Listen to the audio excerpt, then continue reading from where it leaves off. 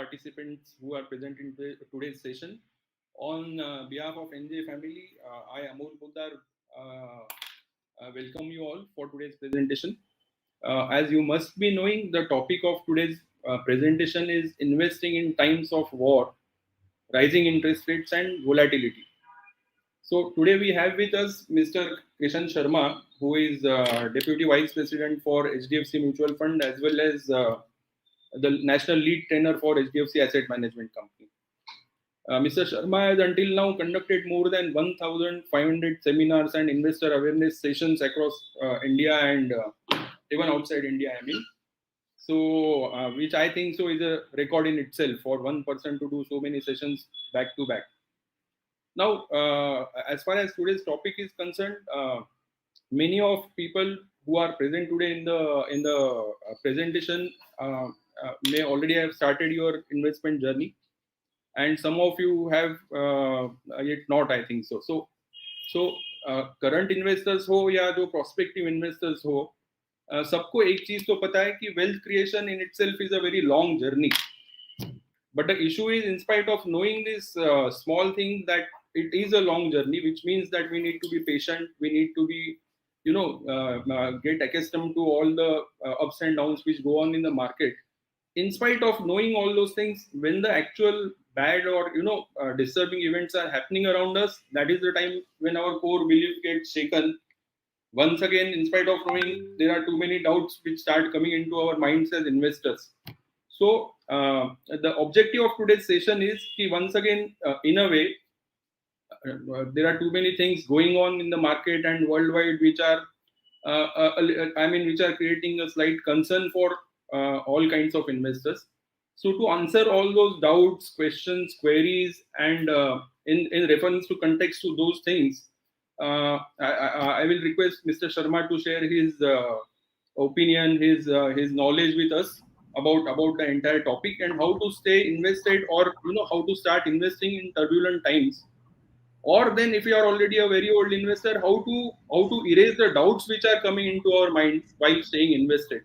So I now request Mr. Sharma to please start the presentation. I will, sir, आपको hand over कर रहा हूँ मैं. आप please start करें. Thank you, Amolji, for this wonderful opportunity to connecting with friends from NG once again. Amolji, just a little guidance I need from you. Shall I talk in Hindi or English? किस पे बात करें, sir? Event. So for the benefit of people in South, we will try to keep it in English. We have one sound. Okay, great. Thank you. Then I'll talk in Hindi. Everybody understands. English में भी issue नहीं, but South में थोड़ा Hindi का issue right, है. I understand that. Yeah, that's good. That's that clarity I wanted to have, right? So great, Amol bhai, thank you very much. And although the topic of today is interest rates, impact of rising interest rates on markets, impact of war in markets, and whatever else is happening world over. Recently, yesterday we have a credit policy from our own RBI, and then few days back, 15 days back, we have a monetary policy FOMC report from Federal Reserve, right? And if you look at the Federal Reserve stance, that has changed. Why that has changed, we'll try to understand that. What is the impact of that in the markets, we'll try to understand that. But before I start talking on the subject, friends, let me tell you with utmost honesty, my understanding of this impact of Ukraine-Russia war on the markets, and my understanding of rising inflation on the markets, and my understanding of rising interest rates on the markets is no more compared to your understanding, right? There's nothing different I can tell you which will happen. But normally when I try to understand how exactly they will impact the markets, believe me, I never try to build my own perspective. I just visit past. I just read history. If something is happening in the markets, is something happening in the economy, is something happening in the policies of Federal Reserve and central banks, which has never happened earlier. If that is not the case, if I see, if I observe, if I feel that whatever is happening in the markets, whatever is happening in the economy has happened earlier, I don't have no tension, no stress, because that gives me clarity exactly how markets will react. And to any policy change in policy stance, to any news which comes, to any development which happens in the economy and markets, believe me, friends, markets have two reactions. The reaction is the Daniel Kahneman, the father of behavioral economics, explains in a very, very beautiful way. It says that thinking fast and slow. Whenever you receive any news, you immediately respond to that news. That's called thinking fast. And after 2, 3 days, or maybe after fortnight, you will see that your stance towards that news, your reactions toward that news starts changing. That's called thinking slow, right? So that any development happens on interest rates, on war, or any kind of policy measures, markets will have twin reactions. First, immediate reaction of the market, and then reaction after some time. And this entirely we will try to understand. Amol bhai, I'll request you because I'll take my talk forward with the help of the presentation. Yeah, that's great. Thank you. So, friends, we can see with the help of this presentation, we'll try to understand. I not yes, sorry. Yeah. So, friends, welcome once again. Dasha or Disha. Dasha means what's happening now, and Disha means what's going to happen tomorrow. I'm not here to forecast. I'm not here to anticipate what's going to happen in the markets. But I'll just try to discuss with you whatever developments are happening, whatever concerns we have, how they panned out in history, and how they will impact markets in future. This is the biggest concern here. Day in, day out, we read newspapers, and whenever we watch TV, we come across this discussion that US has highest ever inflation in the last 40 years, and crude prices are at levels we have seen in the past in 2008, right? Since crude price is rising, fuel is rising, energy has become expensive, and we know that in all economic activities, energy has a role into it, and this has impacted the inflation in the world. And secondly, food inflation. Food and energy, two headline inflations, are at the peak. We have never seen wheat prices as they are today in the past several decades. Why it's happening? For a very simple reason, Ukraine and Russia are one of the biggest and largest exporters and producers of wheat. Right? So this is what the concern of entire world. This is what 2022 has brought to us. And some of the economies fear that there will be a stagflation. What is stagflation? That there will be a persistent, sustained inflation without corresponding rise in GDP growth rates. Usually, friends, what happens whenever inflation rises, it denotes that it means that GDP is growing.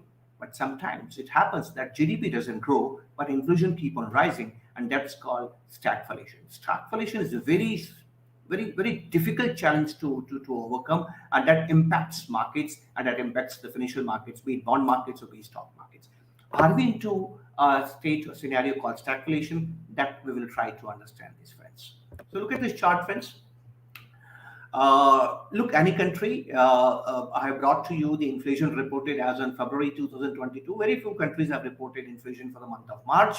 Most of the countries have reported inflation for the month of February only. So if you look at the South Korea, is less than 5%. But then I brought to you advanced economies like UK and US. And I brought to you Euro area, advanced economies, and BRICS, Brazil, South Africa, and India. So if you look at inflation in South Africa, about 5%, India, about 5%, UK, about 5% at 6%, highest in last 40 years, and US, 7.9%, Brazil, 11%, and Russia, about more than 15%, 16%. Friends, now look at this chart. Pause here for a moment and try to gather one important thing. And what is that?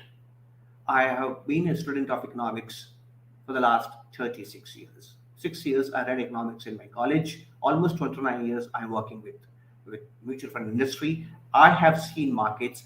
I have seen economies. I have seen inflation for the last 35 years. Never in my memory I recall a stance where India's inflation is lower than the inflation of US. Today, India's inflation is at 6%, and the inflation of US is 7.9%. Something unbelievable, right, friends? I have never seen this in the last 35 years, and record says that at 7.9% inflation, US has the highest inflation in last 40 years. And that's the reason, friends, that your rupee compared to dollars is not reacting the way rupee has reacted in 2013 and 14 when Federal Reserve announced tapering. 15 years back, again Federal Reserve has announced tapering. They have stopped doing quantitative easing. They have stopped buying bonds. Rather, they have declared on 16th of FOMC report that they are going to reduce their balance sheet size. Even then, the rupee has not reacted. Rupee has remained range bound, somewhere at 74 and 76 of rupees. And this is something very interesting. But what impact this high inflation US will bring on markets and economies? This is what, friends, will try to understand. Inflation is rising, ever rising. This month's inflation is higher than the previous month's inflation thanks to the Ukraine war. Russia-Ukraine conflict is likely to impact inflation to remain elevated, and this has resulted into a stance change of several advanced economy central banks. Many central banks have started rising interest rates. US has also increased interest rates this month. The Fed fund rate, which used to be close to 0%, now is at 0.5%, right? Fed's funds rate. So the committee has decided, FOMC is a Federal Open Market Committee report. There's a statement of FOMC that they have increased the interest rates to 0.5%. And additionally, the committee has decided that they will stop buying bonds. Rather, they will start reducing their treasury securities. What does it mean? Reducing treasury securities means if they have 100 bonds, out of 100 bonds, if they will sell 10 bonds, 10 bonds will come to the economy, and if 10 bonds is worth rupees $100, $100 will go out of the economy. That is reducing liquidity. So the measure which Fed has taken will have twin impact: increase in yields, increase in interest rates, and reducing money supply, reducing liquidity. And we all know that liquidity supports markets, be it bond markets, be it commodity markets, be it stock markets, billion markets, or even forex markets. There are 5 markets which we will try to understand the impact of these measures on economy as well as markets, for instance. Only by reading stock markets will not be able to understand what will the impact on the economy. Now, friends, look at this.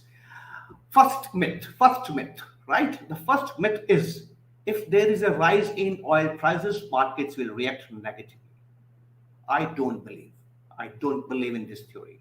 As I told you at the outset of this discussion, friends, there are 2 reactions. Reaction, which is immediate reaction, and reaction, which is a slow reaction. I'll tell you a very interesting story, friends. Just try to understand, relate this, how we react in these markets.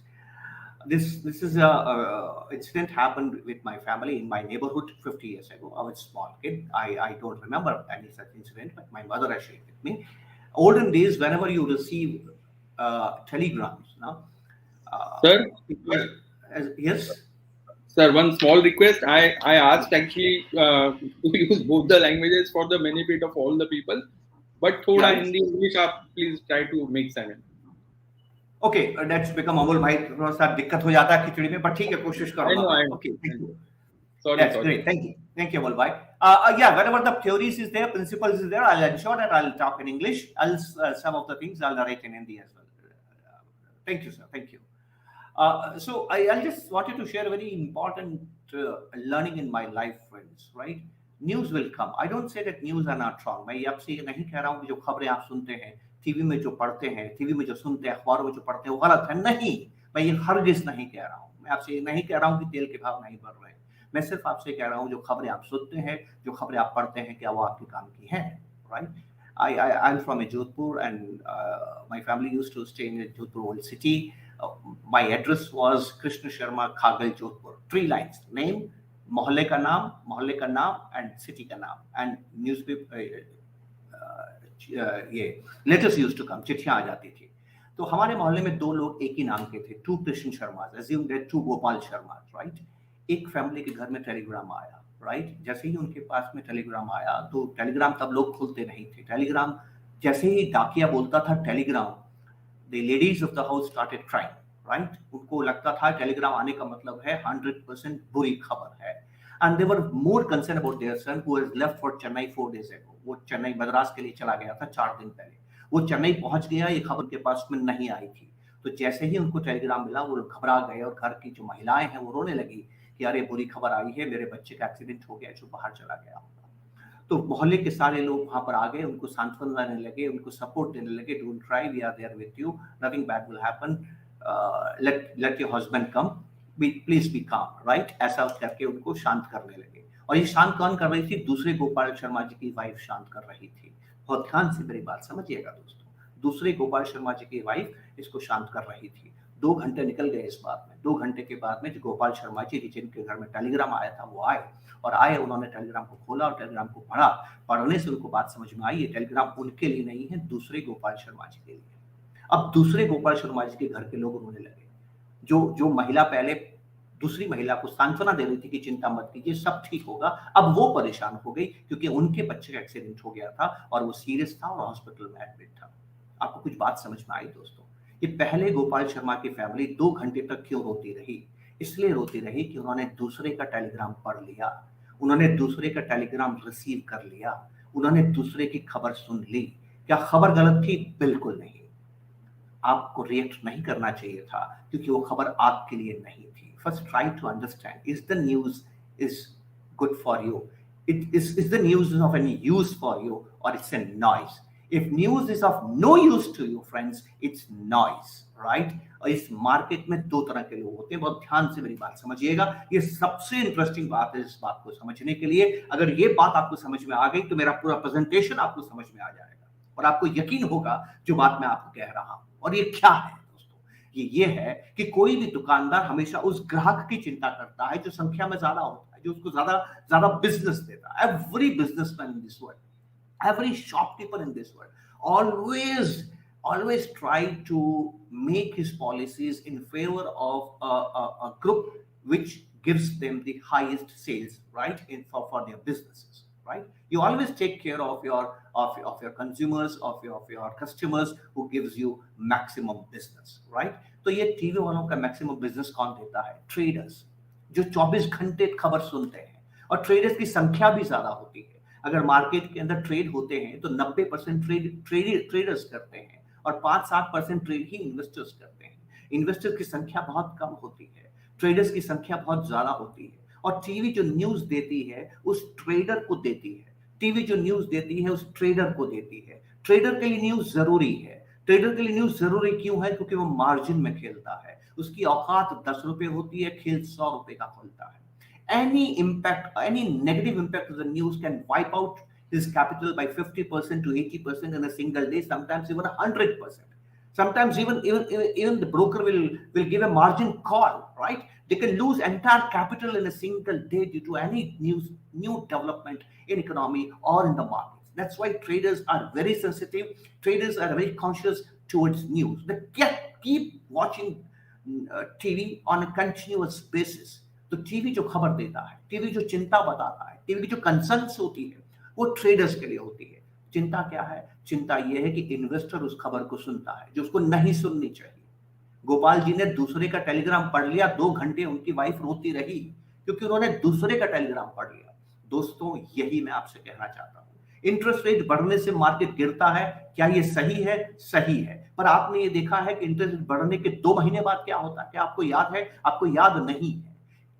किस दिन market में news आई, उस दिन market में क्या हुआ, ये आपको याद रहता है क्योंकि ये ट्रेडर का रिएक्शन है, ये इन्वेस्टर का रिएक्शन नहीं है। And what you notice, what you record, what you remember, what you use is the reaction of the trader, not the reaction of the investor. ये एक मामूली बात है जो हमें समझने की जरूरत है। हमारे दिमाग में ये भर दिया गया है कि जब तेल के दाम बढ़ते हैं तो बाजार गिरता, हरगिज नहीं। ये चार्ट आपके सामने है दोस्तों, आप चार्ट को देखिए। 20 साल का चार्ट, 22 साल का चार्ट मैं आपके पास में लेके आया हूं। आप देखिए, बाजार तभी बढ़ता है जब तेल के दाम बढ़ते हैं। तेल के दाम कब बढ़ते हैं?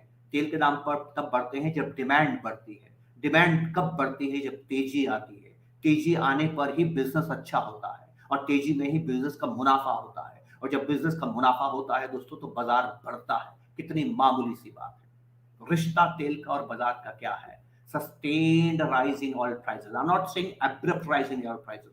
I'm saying sustained rise in oil prices is good for the markets. In fact, sustained abrupt fall in oil prices have resulted into the fall in markets. आप देख सकते हैं 2008 में, आप देख सकते हैं 2020 में, आप देख सकते हैं 2016 के अंदर भी। जब भी अचानक तेल की कीमतें गिरती है तो बाजार गिरता है दोस्तों, ज्यादा गिरता है। अचानक तेल की कीमतें बढ़ती है तो जरूरी नहीं कि बाजार गिरे, पर यह हमेशा हुआ है कि जब भी अचानक तेल की कीमतें गिरती है तो बाजार गिरता है। इस रिश्ते को आप समझ लीजिए दोस्तों। That is something very interesting, friends. I want to share with you, not only with crude prices, not only with inflation, but same here for the interest rate prices. And that's why I salute General Kahneman, who has explained us we should not think fast in markets, we should think slow in the markets, right? तेजी और मंदी में से अगर चुनना पड़े तो आप किसको चुनेंगे? आप हमेशा तेजी को चुनेंगे. Friends, this is what we will try to understand in next 30 minutes, right? Now, the second concern of the markets and second concern of the world is, will the GDP growth rates of world will collapse? Will the GDP growth rates of the world will fall in 2022 and 2023? Why world is fearing fall in GDP growth rates? So very simple. The biggest contributor to global GDP growth rate is a country, not US. It's a China. US is the largest GDP in world, but GDP growth, I'm talking of GDP growth here. China is the biggest contributor to the year-on-year GDP growth rate, and China is in trouble. China post-COVID is in a great trouble. Why China is in trouble? This is not the discussion of today's subject. I'm not going to cover that. If time permits, I'll definitely try to touch that, because that's a very important development which is happening in neighborhood. And then any negative news for China is always positive news for India, because India can replace China, right? A fall in GDP growth rate of India can in China can help India to grow, right? Can help India to get higher manufacturing in India, attract capital, and that can support India to grow at a fast pace, right? That's very interesting what's happening in China. So what's happening in China, friends? First time in 30 years, the government of China has targeted GDP growth rate at 5%. Never before they have targeted 5%. It is the only country in the world, believe me, friends, only country in the world which is always where the actual GDP growth rate is always higher than the targeted GDP growth rate. It has not happened in any country. For the last 30 years, I repeat again, for the last 30 years, this is the only country where the actual GDP growth rate was always higher than the target GDP growth rate. That country has reduced its target of GDP growth rate 5%. The country which was growing at 10% plus for the last 20 years, right? Not last 20 years, before 2015. उस देश की हालत ये हो गई है कि केवल 5% जीडीपी ग्रोथ हुई. जो फॉल जो हो रहा है, जो चाइना को फॉल हो रहा है, it will impact no less than 25 countries in the world जिनसे ये कमोडिटीज इंपोर्ट करते हैं, रिसोर्सेज इंपोर्ट करते हैं, राइट? तो पूरी दुनिया के अंदर बहुत से देश हैं जो चीन की इस परेशानी की वजह से परेशान होंगे और उनकी जीडीपी ग्रोथ रेट कमजोर होगी. तो क्या ये बुरी खबर है? मेरा व्यक्तिगत रूप से मानना है कि बुरी खबर नहीं है. इसका हिंदुस्तान को बहुत फायदा होगा. दुनिया की जीडीपी ग्रोथ रेट भले ही कम हो जाए, पर हिंदुस्तान को इसको फायदा होगा. कैसे फायदा होगा, क्या फायदा होगा, friends, we will try to understand. Now I come to the Federal Reserve decision. The decision of Federal Reserve that they have increased interest rates and they're reducing the liquidity. This is short, friends. What is interest rates? Interest rate is a price of money. It's a price of money. So if a price of money will rise, money will expensive. And when the money will become expensive, the stuff which you buy through money also becomes expensive. So expensive money will always lead to expensive commodities, right? Now, what does it mean? It means that कि अगर आप interest rate को बढ़ाएंगे तो पैसा महंगा हो जाएगा. आप पहले पैसे को डिमांड करते हैं. अगर आपको जैसे आपको if you want to buy say bananas, right, you want to buy a dozen of bananas. So how you buy dozen of bananas? You buy dozen of bananas by paying the price of bananas, say 50 rupees dozen. वो 50 रुपए आप payment करते हैं तब आपको bananas मिलते हैं. पर वो 50 रुपए आपके पास आए कहां से? उस 50 रुपए की भी तो कीमत है. वो 50 रुपए की कीमत ज्यादा होगी तो आप कम बनाना खरीदेंगे. वो 50 रुपए की कीमत अगर कम होगी तो आप ज्यादा बनाना खरीदेंगे, क्योंकि money is also a commodity, friends, right? So whenever price of money falls, the valuation of commodities, the valuation of stocks, the valuation of bonds rises. And whenever money becomes expensive, the valuation of commodity, the price of commodities falls. इस inverse relationship को आप याद रखिएगा दोस्तों. तो जब भी interest rate बढ़ेंगे, मतलब पैसा महंगा हो रहा है, तो बॉन्ड सस्ता हो जाएगा, स्टॉक सस्ता हो जाएगा, घर मकान सस्ता हो जाएगा, रियल एस्टेट सस्ता हो जाएगा, चीजें सस्ती हो जाएगी. और जब भी पैसा सस्ता होगा, मतलब इंटरेस्ट रेट्स कम हो जाएंगे. Interest rate is nothing but the price of money. Whenever the price of money falls, the price of bond, stocks, real estate, gold, everything rises. इस रिश्ते को आप याद रखिएगा. पर एक इंटरेस्टिंग बात अब आपको मैं बताता हूं. कि इंटरेस्ट रेट बढ़ने पर अगर बॉन्ड प्राइसेस गिरती हैं, स्टॉक प्राइसेस गिरती हैं, तो क्या बाजार गिरेगा? नहीं दोस्तों, कम से कम इतिहास ये नहीं कहता। मैं फिर दोबारा एक बात आपसे कह रहा हूं, इस बात को ध्यान से समझिएगा दोस्तों।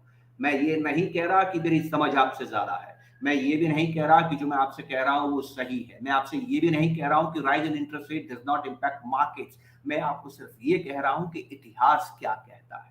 इतिहास ये कहता है कि जब जब इंटरेस्ट रेट बढ़े हैं, जरूरी नहीं कि बाजार गिरे। दोबारा बोलता हूं, इतिहास ये नहीं कहता। हमारी समझ क्या कहती है? हमारी समझ ये कहती है कि जब भी इंटरेस्ट रेट बढ़ेंगे, बॉन्ड के प्राइस गिरेंगे, जब भी इंटरेस्ट रेट बढ़ेंगे, स्टॉक्स की प्राइस गिरेगी। ये सही है, पर इतिहास कहता है ऐसा नहीं है। जरूरी नहीं है ऐसा ही होगा, क्योंकि जिस विषय की हम बात कर रहे हैं ना दोस्तों, ये विज्ञान नहीं है। This is not science. History of Fed rate changes suggests that a rise in interest rates normally happens during growing economy. बहुत ध्यान से मेरी बात समझिएगा। I'm going to touch upon a very interesting aspects of inflation. Inflation एक ऐसी चीज है दोस्तों जो आसानी से समझ में नहीं आती है, और जिसको समझ में आती है उसको इकोनॉमी समझ में आती है। इकोनॉमी में कुछ भी नहीं है सिवाय इन्फ्लेशन। इन्फ्लेशन को समझना ही मॉडर्न इकोनॉमी को समझना है। इसलिए जो कुछ मॉडर्न इकोनॉमी है वो लास्ट 100 सालों की इकोनॉमी है। बहुत बहुत इंटरेस्टिंग है, और मैं आपसे बहुत ध्यान से इसको समझने की जरूरत है। थोड़ा तवज्जो दीजिएगा, हैव ए पॉज और ध्यान से मेरी बात सुनिएगा, समझिए। इन्फ्लेशन बढ़ने को मत याद रखिए, याद रखिए इन्फ्लेशन क्यों बढ़ रहा है, महंगाई क्यों बढ़ रही है। या तो महंगाई बढ़ती है सप्लाई शॉक की वजह से। सप्लाई शॉक की वजह से महंगाई तभी बढ़ती है जब तक सप्लाई नहीं होती है। जैसे ही सप्लाई आने लगती है, महंगाई कम होने लगती है। तो that's a temporary inflation. What is sustained inflation? Sustained inflation is inflation will keep on rising year on year, will keep on rising month on month, which is a permanent inflation, which is a long lasting inflation. वो कब होता है दोस्तों? वो तभी होता है जब इकोनॉमी के अंदर पैसा बढ़ता है और इकोनॉमी में डिमांड बढ़ती है, right? What does it mean? Sustained inflation अगर इकोनॉमी के अंदर है तो इसका मतलब ये है कि इकोनॉमी में मांग बढ़ रही है, डिमांड बढ़ रहा है, और डिमांड बढ़ने का मतलब ये है दोस्तों कि इकोनॉमी में तेजी है। तो मार्केट को क्या चाहिए दोस्तों? तेजी चाहिए कि मंदी चाहिए? तेजी चाहिए। तो देखा यह गया है कि जब जब इंटरेस्ट रेट्स बढ़ते हैं, तब तब जरूरी नहीं कि मार्केट गिरे, तब मार्केट बढ़ भी सकता है। This is you can C from this chart. You can keep the copy of this chart, friends. Very interesting chart, right? It's a US chart. It's a history of US in the last 70 years from 1950 till 2020. इन पिछले करीब 70 सालों में 12 दफा उन्होंने बढ़ाया है। 12 दफा उन्होंने इंटरेस्ट रेट्स को बढ़ाया। फेडरल रिजर्व जो अभी बढ़ाया है ना, फेडरल रिजर्व ने पास्ट में 12 दफा बढ़ाया है, right? in 1950s, then in 1960s, then 1960s के एंड में, then 1973-75, 1970s, then in 1980s, 1980s में 3 बार बढ़ाया, then 1990s में बढ़ाया, फिर 2016 के आसपास बढ़ाया, 2016 के आसपास बढ़ाया, और फिर 2019 के आसपास बढ़ाया। 12 बार बढ़ाया, और 12 में से आप देखिए केवल एक बार, you can see my cursor, in 1973-75 Middle East war, जो इजराइल मिडिल ईस्ट वॉर था, इजिप्ट इजराइल वॉर था, उस वॉर के समय ही केवल इंटरेस्ट रेट बढ़ाने पर मार्केट में -8.6% की गिरावट आई। नहीं तो हमेशा market had rise. In 1950s market had rise of 13.7% with the rise in interest rates. What I am saying, interest rate भी बढ़ रहा है और बाजार भी बढ़ रहा है। कितना बढ़ा? 13.7%। 1963-65 के बीच में ये करीब बढ़ा 24.5%, राइट? 67, 68, 69 के आसपास दोस्तों ये बढ़ा 7% के आसपास। तो यू कैन सी दैट कि इंटरेस्ट रेट बढ़ रहे हैं लेकिन बाजार बढ़ रहा है। हमें क्या सिखाया गया है? इंटरेस्ट रेट बढ़ते हैं तो बाजार गिरता है। ये सही है दोस्तों, पर क्या ये इमीडिएट उस दिन क्या होता है हम सिर्फ ये याद रखते हैं। अगले 2, 3, 5, 6 महीने तक क्या होता है, अगले 1 साल तक क्या होता है, इसकी हम परवाह नहीं करते और याद भी नहीं रखते। हमारी दिक्कत क्या है दोस्तों? हमारी मेमोरी बहुत शॉर्ट है। तो मैं आपको एक मंत्र देता हूं जो मैं इस्तेमाल करता हूं, आप भी इस्तेमाल कर सकते हैं। See the past and anticipate the future. आप अगर कोई ऐसी चीज हो रही है जो पहले भी हुई है, फेडरल रिजर्व ने इन्फ्लेशन ज्यादा होने की वजह से इंटरेस्ट रेट बढ़ाया, क्या ये पहले भी हुआ है? अगर पहले हुआ है तो उसका इम्पैक्ट मार्केट पे अगले 6 महीने तक क्या रहा, उस दिन क्या हुआ मत देखिए। वो ट्रेडर है, अगर आप ट्रेडर हो जाएंगे कि जिस दिन फेडरल रिजर्व ने इंटरेस्ट रेट बढ़ाया उस दिन बाजार में क्या हुआ। अगर ये देखेंगे तो आप ट्रेडर हैं। लेकिन जब इंटरेस्ट रेट फेडरल रिजर्व ने बढ़ाया उसके अगले 3 से 6 महीने में क्या हुआ, ये अगर आप देखेंगे, that means that you are an investor. और यही मैं आपसे कहना चाहता हूं। And why it happens now, let us understand this very simple friends. With the help of 2 charts मैं आपके साथ ये बात करूंगा। एक बार उन्होंने इंटरेस्ट रेट बढ़ाया था सितंबर 86 से लेके मार्च 89 तक। Can you see that, right? I have shown you the black curve shows you the short term interest rate, that is Fed funds rate. In India we call that repo rate, and red curve gives you the yields of 10-year bonds. So you can see that look at the repo rates of US were increased. Repo rate in September 86, they call it Fed fund rate. I'm using repo rate because Indians are more comfortable with repo rates. So repo rates in September 86 in US were at 6%. At 6%. By the end of March 89, repo rates were increased to 10%. Almost 6 से 10%. 4% interest rate बढ़ता है। 4% कितना बड़ा बात है। अभी तो हम केवल 0.5 की बात कर रहे हैं, वहां 4% इंटरेस्ट रेट बढ़ा। कितने? 3 साल के अंदर। लेकिन देखिए बाजार S&P जो 220 के आसपास था, 220 के आसपास था, इसके साथ साथ मार्च 89 तक आते आते 320 हो गया। मार्केट बढ़ रहा है, इंटरेस्ट रेट भी बढ़ रहे हैं। आप जानते हैं ऐसा क्यों हुआ? क्योंकि ईपीएस ग्रोथ 69% था during this period. EPS growth का मतलब तेजी। मैंने आपसे क्या कहा? इंटरेस्ट रेट का इंपैक्ट क्या होता है? बॉन्ड की प्राइस गिरती है, स्टॉक की प्राइस गिरती है, और वो वन टाइम एडजस्टमेंट होता है। वो वन टाइम एडजस्टमेंट होता है। उसके बाद क्या होगा, वो तय होता है कि इकोनॉमी में अंडरलाइन भावना क्या है, तेजी की है कि मंदी की है। अगर इकोनॉमी में तेजी है, if India is if the economy is a growing economy, even with the rise in interest rates, market can rise. And this is what, friends, we need to understand. Not once, not twice, not thrice, 11 times out of 12 times it has happened. 12 में से 11 बार ये हुआ, एक दो बार नहीं हुआ है। And this is what, friends, we need to remember. Look at another period, 93 to 95. Repo rates were at 3% at the start of the period. At the end of the period, repo rate is 6%. 100% rise in repo rate, 100% rise in interest rates. But look at S&P 500. S&P 500 was somewhere at 430 at the start of the period when interest rate was 3%, and when repo rates were at 6%, it was at 540. Look at the rise in markets. Why it has happened? It has happened because EPS growth during this period has increased by 78%. मैं आपको एक example और देता हूं, उसके बाद आगे बढ़ता हूं, क्योंकि ये आपको याद होगा, क्योंकि बहुत से इन्वेस्टर्स इस पीरियड को बहुत एंजॉय किया था, और वो है नवंबर 2003 से जुलाई 2007 तक। आपको याद आया how much money we have made in markets during 3, 4, 5, 6, 7, right? 8 के अंदर मंदी आई थी। Now look at this. In US, repo rates in the November 2003 it was 1%, right? By the end of July 2007, repo rates in US were at 5%, 400% rise. 1% से बढ़ के 2 हुआ, 2 से बढ़ के 3 हुआ, 3 से बढ़ के 4 हुआ, 4 से बढ़ के 5 हुआ। इतना इंटरेस्ट रेट बढ़ा। पर S&P 500, which was at 1000, has ended this period by 500 point rise, 50% rise in the markets, because EPS was rising by 61%.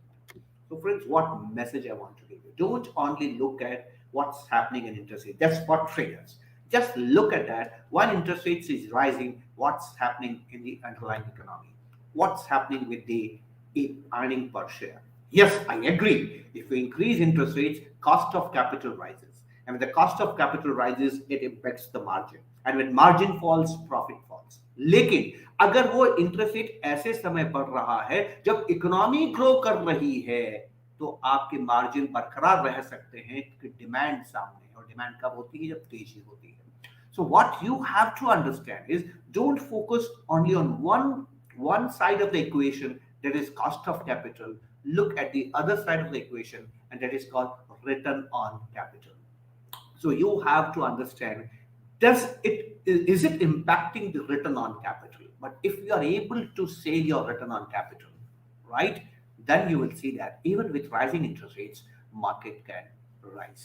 और यही बात मैं आपको इंडिया के परिप्रेक्ष्य में जब बताऊंगा, तो बहुत आसानी से दोस्तों आपकी ये बात समझ में आएगी जब हम इंडिया की बात करेंगे, right? Now I come to the second aspect of today's discussion, Russia-Ukraine war. दोस्तों अमेरिका में एक जबरदस्त अंडरस्टैंडिंग है और जिससे हम सीख सकते हैं, मुझे बड़ी अच्छी लगी कम से कम। पूरी दुनिया में modern contemporary world, if you look at the history of world in the last 100 years, I think one nation which has fought the most battles is either Britain and US. They have fought the most wars in this world, right? The experience of US army is the most experienced army, the battle hardened army of the world is US. I think they have sent their soldiers to many parts of the world in the last 100 years. So US knows the impact of war. US has used war in their economy. And what US investors say that the sooner you listen the sound of the cannon, start buying. Right? The sooner you listen the sound of the cannon, आपने तोप के गोले की आवाज सुनी, बाजार में जाके खरीदो. Never be afraid of war. दो ही चीजें होती हैं, तोप का गोला अगर आप पे गिर गया तो चिंता नहीं, और दूसरे पे गिरा तब भी चिंता नहीं. In both the cases, nothing will cost. आपको चिंता नहीं होगी. And this, friends, I can tell you with the help of few charts. ये मैंने देखा है हिस्ट्री में. मुझे नहीं मालूम वॉर का इम्पैक्ट क्या होता है, ना मैं जानना चाहता हूं. मैं सिर्फ ये जानना चाहता हूं कि इतिहास में क्या वॉर पहले कभी नहीं हुआ. तो जब भी दुनिया में वॉर हुआ, बाजार में क्या हुआ, right? And I'll be able to understand what is the impact of war in the markets, be it bond markets, be it stock market, right? Friends, ध्यान से देखेंगे हम. Look at the first world war. First World War, when it started in 1914, believe me, friends, it is on the scale of 100 so that we can compare it easily. It started somewhere in 1914, और 1914 में जब ये लड़ाई हुई तो इतनी चिंता हो गई मार्केट को कि मार्केट बंद हो गया 6 महीने के लिए. You will see that curve is not curve. The curve is a break in the curve. It's a broken curve. You can see that if you can see my cursor.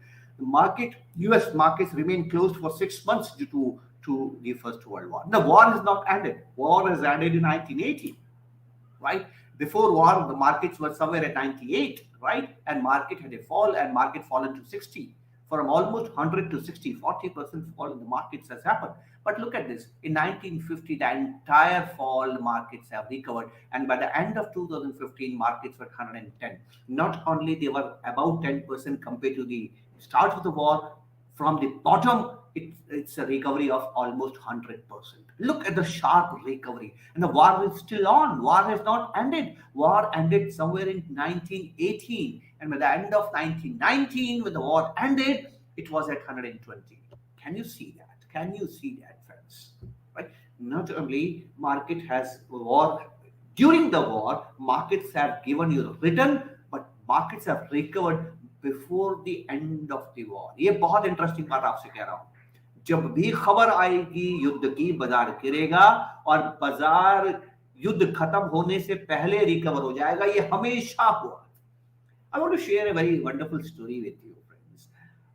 Ghanshyam Das Birla जी का आपने नाम सुना होगा, राइट? जरूर सुना होगा क्योंकि Birla family से आते हैं. Patriot of Birla family. His grandfather was Shivarathan Birla, used to be a small time businessman in Pilani. He used to do a mortgage business, जिसको आप गरीबी का काम कहते हैं, मनी लैंडिंग का काम था. So their family came to Mumbai. A part of the family came to Kolkata. Kolkata was the capital of India, and Kolkata, the economy of the Kolkata was larger than Mumbai those days. So many businessmen used to come to do business in Kolkata. The family which came to Bombay, they started doing the cotton broking business, and the part of the family which came to Kolkata, they started doing the business of jute broking. 1914 के आसपास, 1913 के आसपास, when Mr. G.D. Birla joined the jute broking business, he was of firm view that he should not remain only in broking, and if he wants to expand his business, if he wants to scale higher heights, then he should be into the jute production as well. So being Indian, it was difficult to buy jute mills, but he could manage to buy a jute mill, right? Now understand this, friends, what I'm saying you. By 2013 or 14, somewhere in 2013, he had 2 million, capital of 2 millions, right? By the end of 1919, his capital was close to 10 millions. And with 5 million capital, he started a company called Birla Brothers. with a capital of 5 billions. Now, this billion grown from 2 billions to 10 billion between 1914 and 1918, these 4 periods. What happened in these 4 years? It was war, right? War has given an opportunity to expand his business. And this is what, friends, remember. This is what war creates. War creates huge demand. The moment war will end in Ukraine, the first thing Ukraine will demand is reconstruction. प्रलय के बाद निर्माण होता है दोस्तों, और जब भी निर्माण होता है, इकोनॉमी का नुकसान होना एक अलग बात होती है, व्यापारी को व्यापार बढ़ना एक अलग बात होती है। आप इकोनॉमी में कभी कभी ऐसा देख सकते हैं कि इकोनॉमी ने अच्छा नहीं किया पर व्यापार ने अच्छा किया। कोविड में भी आपने इसको देखा होगा, कोविड में भी आपने इसको देखा होगा। ये बहुत इंटरेस्टिंग बात मैं आपसे कह रहा हूँ, सुनने में अच्छी नहीं लगती है पर ऐसा होता है दोस्तों, राइट? प्रलय में भी निर्माण होता है, वो जो निर्माण होता है और इन्फ्लेशन बढ़ने की वजह से इन्वेंट्रीज में भी आपके प्रॉफिट्स बढ़ते हैं। तो कुछ बिजनेसेस ऐसे होते हैं जिस बिजनेसेस को वॉर की वजह से फायदा होता है।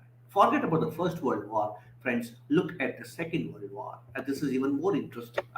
Why I am saying second world war, please listen me carefully friends, बहुत ध्यान से आप मेरी बात सुनेंगे। I am talking of world war, I am not talking of a localised conflict between Russia and Ukraine.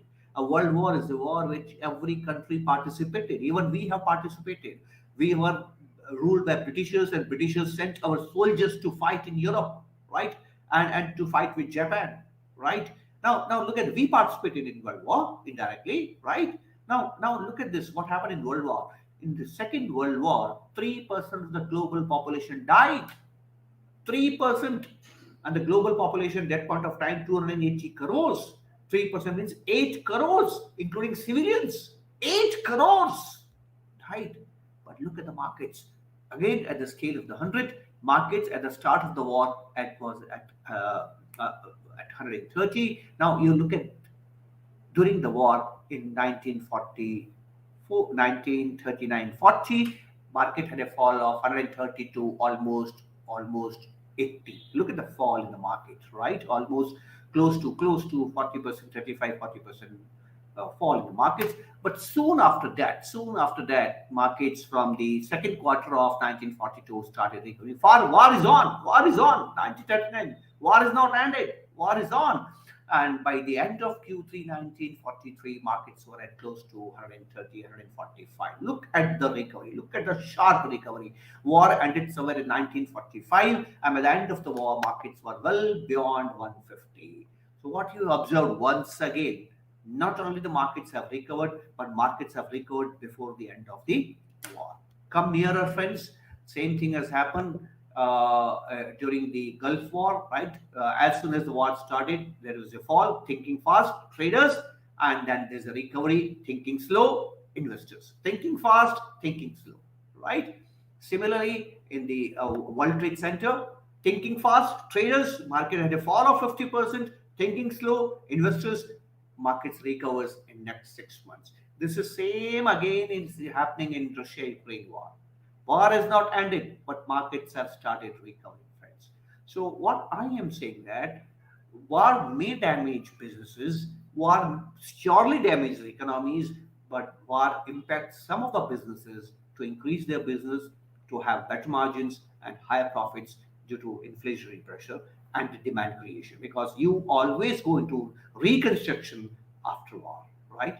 So war normally sometimes gives an opportunity also. Remember the saying of US, the sooner you listen the sound of the cannon, buy, right? This is what, friends, I just wanted to cover about what happens during war and rising interest rates in the markets and what has happened in the past. Now I come to the Disha of India.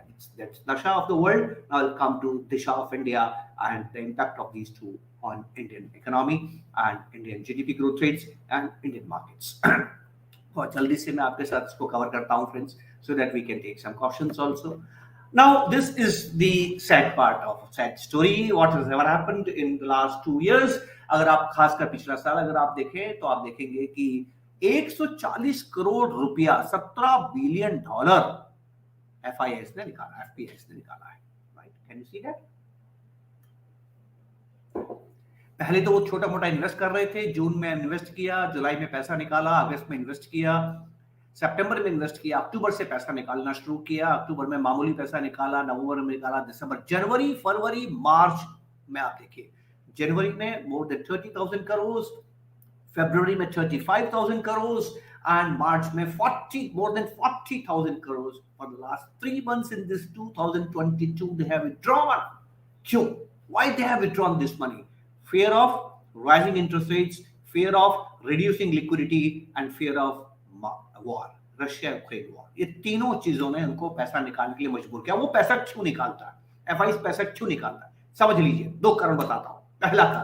पहला कारण इसलिए निकालता है, past experience क्या है उनका? Past experience ये है कि जब भी दुनिया में तकलीफ आती है, यूएस इंटरेस्ट रेट बढ़ाता है तो डॉलर मजबूत होता है, डॉलर मजबूत होता है तो रुपया कमजोर होता है, रुपया कमजोर होता है तो उनको नुकसान होता है। दे कैन इन्वेस्ट, पर वो अपने पैसे को, क्योंकि जब वो इंडिया में इन्वेस्ट करते हैं तो दो रिस्क लेते हैं। आप तो केवल मार्केट का रिस्क लेते हैं, वो करेंसी का रिस्क भी लेते हैं, राइट?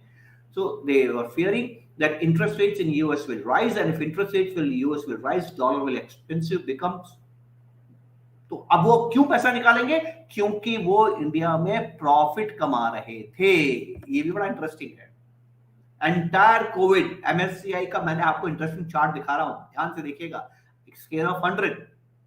मान लीजिए एमएससीआई वर्ल्ड में आपने 100 रुपए का इन्वेस्टमेंट किया, एमएससीआई इमर्जिंग मार्केट में आपने 100 रुपए का इन्वेस्टमेंट किया, और एमएससीआई इंडिया में अगर आपने 100 रुपए का इन्वेस्टमेंट किया है अप्रैल 2020 में, कोविड के समय अप्रैल 2020 में अगर आपने 100 रुपए का इन्वेस्टमेंट किया है, तो आप देखिए कि आपका जो इमर्जिंग मार्केट्स है वो 174 हो गया। कब हो गया? जनवरी 2021 में। लेकिन वो 174 गिर के अभी 136 हो गया। फॉल देखिए इमर्जिंग मार्केट्स में फॉल देखिए, 174 से 136। और अगर मैं बीच की बात नहीं करूं, 100 रुपए की बात करूं, तो उनका 100 रुपया 2 साल में 136 रुपया हुआ है।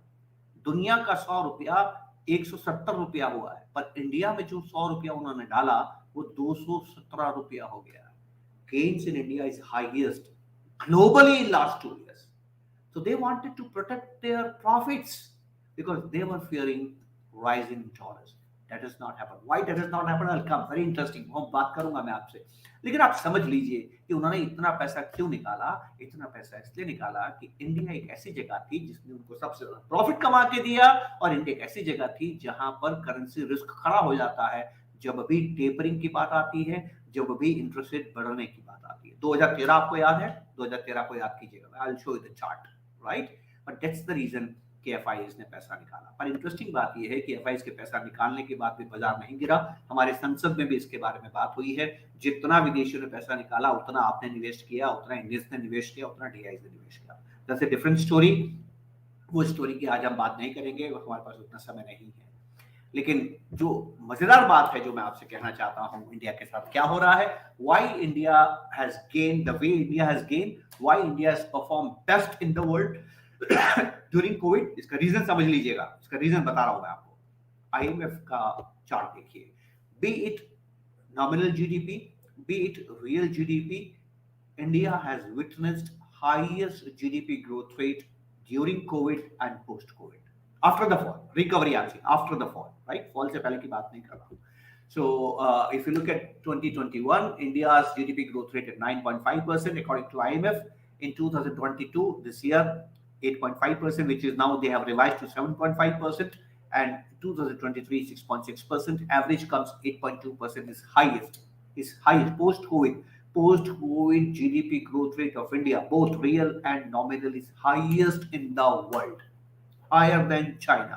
मैंने आपसे बात कहा था चाइना बहुत तकलीफ में है, 30 साल में पहली बार उन्होंने 5% की जीडीपी ग्रोथ रेट को रखा है, राइट? नंबर 1। नंबर 2, बहुत इंटरेस्टिंग है जो बात मैं आपसे कह रहा हूं कि इंडिया की इकोनॉमी अभी आई है कोविड के से बाहर, पूरी अभी भी नहीं आई है, कोविड से बाहर आई है, अभी पूरी एक्टिविटी 100% शुरू भी नहीं हुई है, लेकिन GST collection if you see is higher than 2019-20, that is pre COVID. So GST collection this year is higher than pre COVID collection. It means that India's businesses, बहुत गौर करने वाली बात है, इंडिया के बिजनेस के profits, taxes on profits, India के businesses के profits are stronger than pre-COVID. So I have no hesitation to say something to you. मुझे कोई संकोच नहीं है, पूरी हिम्मत के साथ मैं आपसे बात कह रहा हूं कि इंडिया की जो इकोनॉमी है वो post Covid economy pre Covid से ज्यादा मजबूत है। और मैं ये क्यों कह रहा हूँ, इंटरेस्टिंग चार्ट्स फ्रेंड्स, बहुत इंटरेस्टिंग चार्ट्स है जो कि मैं आपको दिखाने जा रहा हूँ। तीसरी चीज, लिक्विडिटी इंडिया में पोजीशन आप ध्यान से देखिएगा। The last repo rate fall happened in June 2020। Can you see that 4% repo rate, right? Repo rate somewhere at 6.5% in January 2019. During COVID, there was a sudden fall. At the start of the COVID, repo rates were 5.5%. They were brought down to 4%. And the last fall in the repo rate happened in 2020, and it came down to 4%. And after that, it maintained at 4% by the RBI. No further fall in repo rates. But look at the average lending rate of the Indian banks are continuously falling. ये बहुत interesting चीज मैं आपको दिखा रहा हूं, continuously falling landing rate. क्यों? हम डिजिटल हो गए हैं। डिजिटल होने से बैंकों के पास पैसा बहुत ज्यादा रहने लगा है। क्योंकि बैंकों के पास ज्यादा पैसा रहने लगा है, बैंक आपको लोअर इंटरेस्ट पे लोन दे पा रहे हैं, और हिंदुस्तानी ज्यादा लोन पे पैसा ले पा रहे हैं। पर्सनल लोन लगातार बढ़ रहे हैं। कंजप्शन स्टोरी इंडिया की शुरू हो रही है दोबारा, क्योंकि लिक्विडिटी है, इंटरेस्ट रेट्स कम है, और पर्सनल लोन लेने के लिए तैयार हैं, बिजनेसमैन लोन लेने के लिए तैयार हैं, क्रेडिट ग्रोथ वापस आ रही है। वक्त मिला तो बहुत विस्तार से मैं इसके बारे में आपसे बात करूंगा। ये बहुत इंटरेस्टिंग डेवलपमेंट है जो बहुत समय के बाद हुआ है दोस्तों, बहुत ज्यादा समय के बाद में हुआ है। That is recovery in credit growth, right? Now, what are our concerns in India? Our concerns in India is rising oil prices, fiscal deficit, current account deficit, rising inflation in US, world और India में भी inflation बढ़ने की चिंता हो रही है। आप चिंता कर रहे हैं कि एफपीआई बेच रही हैं, आप चिंता कर रहे हैं करेंसी कमजोर हो सकती है, और आप चिंता कर रहे हैं कि सरकार जो पैसा खर्च कर रही है वो पैसा कहां से आएगा। ये सारे कंसर्न्स एक साथ जल्दी से हम लोग बात कर लेते हैं। बहुत इंटरेस्टिंग बात मैं आपसे कहने वाला हूं, जल्दी से आप देख लीजिएगा। क्रूड प्राइसेस बढ़ने की आप कतई चिंता ना करें, ये मैं आपसे कह रहा हूं, बिना चिंता के कह रहा हूं आप, क्योंकि ऐसी बातें कहने वाले लोग कम मिलेंगे आपको। कोई नहीं कहता आपको ये बात, टीवी नहीं कहती, अखबार नहीं कहता। Everybody is concerned that oil prices are rising. Friends, ध्यान से देखिएगा, India's oil price as a percentage of GDP is continuously falling. The share of oil spending, and that's why politically 100 rupees होने के बाद भी लोग सड़कों पे नहीं आए हैं। आप याद कीजिए 10 साल पहले 70 रुपए पेट्रोल होने पर लोग सड़क पे आते थे, अब नहीं आते। People are not bothered because oil as an expensive, their family income has come down. मेरी बात बहुत ध्यान से सुनिएगा। आपको ये कहा जाता है कि तेल बहुत महंगा हो गया, 130 के आसपास हो गया है डॉलर। अब ब्रेंट 130 के आसपास हो गया जो 2008 में था। यही तो आपको कहती है ना टीवी, यही तो आपको अखबार कहता है ना। इंडिया इज ए फैमिली, ध्यान से मेरी बात समझिएगा। This family's income, that is called GDP, this family's income in 2008 was $800 billion. A family which is earning $800 billion was importing oil at $130. What is your income? $800 billion. At what rate you are importing? $130. Now today India's family's income is $3,000 billion. A country, a family which is earning 3,000, the family which is earning $3,000 billion is importing oil at $130. Do you believe that it's the same thing? How you can say that it's the same thing? आप 800 रुपए कमाते थे तो 130 का भाव देते थे, आप 3000 रुपए कमाते हैं तब आप 130 का भाव देते हैं। And that shows that your share of oil expense in GDP is falling. That's why everyone is comfortable, right? ये हमें सिर्फ चिंता में डाला जाता है। चिंता की बात कम है, उतनी नहीं है जितनी की 10 साल पहले थी। 10 साल पहले तेल के दाम बढ़ने से इंडिया को जितनी चिंता करनी चाहिए थी, उतनी चिंता अभी इंडिया को करने की जरूरत नहीं है दोस्तों। सेकेंडली, बहुत ध्यान से समझिएगा, 1991 में हमने चिंता क्यों हो गई थी? क्योंकि तेल के दाम ज्यादा बढ़ गए थे, हमारे तेल को दाम चुकाने के लिए डॉलर्स हमारे पास नहीं थे। अभी हम हिंदुस्तान के अंदर जो ऑयल इंपोर्ट करते हैं वो 9 लाख करोड़ का करते हैं, लेकिन जो नॉन ऑयल एक्सपोर्ट करते हैं वो 20 लाख करोड़ का करते हैं। मतलब क्या हुआ कि आप जितना डॉलर्स आपको चाहिए तेल खरीदने के लिए, उससे 4 गुना डॉलर्स आपके पास में। ये तो नॉन ऑयल है, अगर मैं सारे एक्सपोर्ट मिला दूं तो वो 4 गुना हो जाता है, लेकिन नॉन ऑयल एक्सपोर्ट्स भी मिलाता हूं तो दुगना है, 2.25 गुना है। जितना डॉलर्स आप ऑयल खरीदने में खर्च करते हैं उससे ज्यादा डॉलर्स आपको नॉन ऑयल एक्सपोर्ट से आ रहा है। पहले ये इक्वेशन नहीं थी, इसलिए आप इस डॉलर की पेमेंट करने में कंफर्टेबल है। अब एक बहुत इंटरेस्टिंग चीज आपको दिखाने जा रहा हूं, थोड़ा टेक्निकल है, चिंता मत कीजिएगा, मुझे कुछ समय दीजिए, ध्यान से सुनिए, बात समझ में आएगी। बहुत अच्छी चीज है और मजेदार चीज है, ठीक है। ये जो ब्लैक कर्व है ना दोस्तों, ये ब्लैक कर्व है 5 साल का यील्ड, गवर्नमेंट पेपर की यील्ड, राइट। अब इस गवर्नमेंट पेपर की यील्ड अगर आप देखें 2019 में 7.2% थी, अभी 6.3% है। क्या मतलब हुआ? इंटरेस्ट रेट्स बढ़ने के बाद भी, यील्ड्स बढ़ने के बाद भी 2 साल पहले के मुकाबले कम से कम 1% कम है। तो अभी भी इंटरेस्ट रेट्स बहुत कम है, नंबर वन। ये बढ़ रहे हैं 6 महीने से, मैं वो बात नहीं कर रहा हूं, मैं आपसे कह रहा हूं 2 साल के मुकाबले अभी भी कम है, नंबर वन। इंटरेस्टिंग ये नहीं है दोस्तों, इंटरेस्टिंग चीज अब ध्यान से सुनिएगा। देखिए, एक कॉमन इंडियन जब पैसे देता है किसी को उधार पे ना, तो हमेशा उसको उधार पे पैसे देता है जो उसको पैसा वापस चुकाए और डिफॉल्ट ना करे। तो कौन है जो डिफॉल्ट नहीं करता है? गवर्नमेंट डिफॉल्ट नहीं करती है, तो गवर्नमेंट सेफेस्ट मानी जाती है। तो जो सेफेस्ट होता है उसको कम ब्याज पे पैसा मिलता है, और जो जितना रिस्की होता है उसको ज्यादा ब्याज पे पैसा मिलता है। Weaker the borrower, higher is the interest rates, हम सभी ये बात जानते हैं। Weaker the borrower, higher is the interest rates, हम सभी ये बात जानते हैं, राइट। इसी बात को ध्यान से सुनिएगा। जो द ट्रिपल ए कंपनी है उसको कम ब्याज पे पैसा मिलता है, जो डबल ए कंपनी है उसको ब्याज थोड़ा ज्यादा देना पड़ता है, जो सिंगल ए कंपनी है उसको और ज्यादा ब्याज देना पड़ता है। तो सिंगल ए तो छोड़ दीजिए, मैं डबल ए और ट्रिपल ए की बात कर रहा हूं। डबल ए और ट्रिपल ए कंपनी 2 साल पहले जब 5 साल का बॉन्ड लेके आती थी, तो सरकारी बॉन्ड के मुकाबले उसको 1.25% ब्याज ज्यादा देना पड़ता था, 1.25% ब्याज। तो अगर सरकार 5% पे पैसा उठा रही है तो उनको 6.25% पे पैसा मिलता था। और डबल ए कंपनी को अगर बाजार से बोरो करना है तो 1.90 के आसपास ज्यादा ब्याज देना पड़ता था। मतलब अगर 5% सरकार को पैसा मिल रहा है तो 7% पैसा देना पड़ता था डबल ए कंपनी को। और अभी क्या हो गया, ध्यान से देखिएगा, इस बार जो सिंगल ए कंपनी है वो केवल 9 पैसे ज्यादा देती है, केवल 9 पैसे ज्यादा देती है सरकार से, और जो डबल ए कंपनी है वो केवल 78 पैसे ज्यादा देती है। पहले कितना देती थी? ₹1.25 से लेके ₹1.86। अब कितना देती है? 9 पैसे से 78 पैसे। इसका मतलब क्या हुआ? कंपनियों पे लोगों का विश्वास बढ़ा है प्री कोविड। तो मजेदार बात सुनिए, पिछले 6 महीने में यील्ड्स बढ़ रही हैं, इंटरेस्ट रेट बढ़ रहे हैं, पर प्राइवेट कंपनियों का जो इंटरेस्ट रेट है वो नहीं बढ़ा है, वो कम हो रहा है। ये बहुत इंटरेस्टिंग है। आप ऐसा क्यों हो रहा है? क्योंकि बहुत लंबे समय बाद बिजनेसेस के प्रॉफिट बढ़ने लगे। और ये सबसे बड़ा संदेश है जो मैं आपको देना शुरू कर रहा हूं। यही बात ईपीएस याद रखिएगा। मैंने आपसे क्या कहा था? मैं वापस पीछे जाता हूं, मैं वापस आऊंगा। सबसे इंटरेस्टिंग चीज जो है इंटरेस्ट रेट बढ़ने वाले सिनेरियो में जो आपको याद रखनी है दोस्तों, वो क्या याद रखनी है?